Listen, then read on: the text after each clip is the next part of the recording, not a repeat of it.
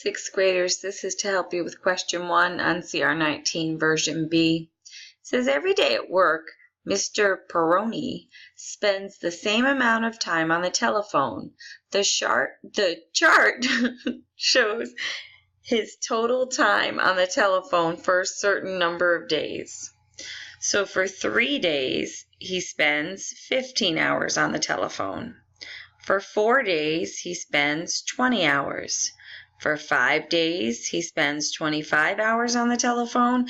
They want to know for 6 days, how long does he spend on the telephone? If he works 7 days, he spends 35 hours on the telephone.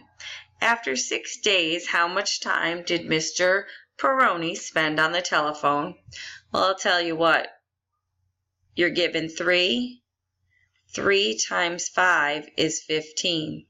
If you're given 4 days, 4 times 5 is 20. If you're given 5 days, 5 times 5 is 25.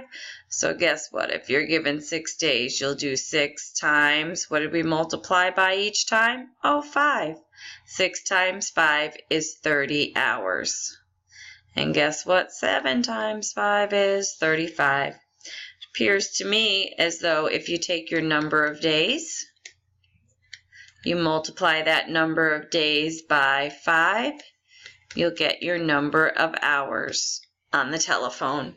Definitely a proportional relationship. Hope that helps.